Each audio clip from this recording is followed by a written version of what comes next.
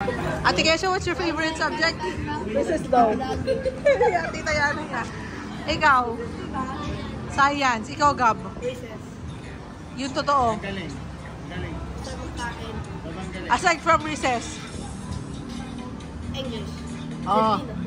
English and Filipino. Anong grade mo sa math, Ate Kesha?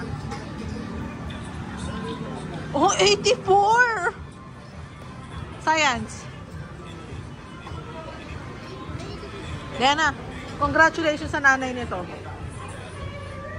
Nanay mo kasi 75 lagi.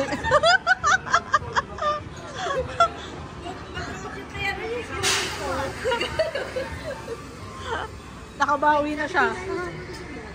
79? Oh, study hard pa, anak. Marami ng 18 for score. Alam mo score niya sa ano, panlipunan ba yon? Yung mga activities? Activities, may mga activities. Pantatahe, mga ganun. Parang ganun. 89. Oh, taas ang score niyan. Kasi madami score yun. Hindi nga yan tayo ng crispy pata? Gutom na ako. Fish stick. Fish stick? Gutom ka na, Kuya Gab? Ha? Napatayin na yan. Ano may ito? Patay mo na yung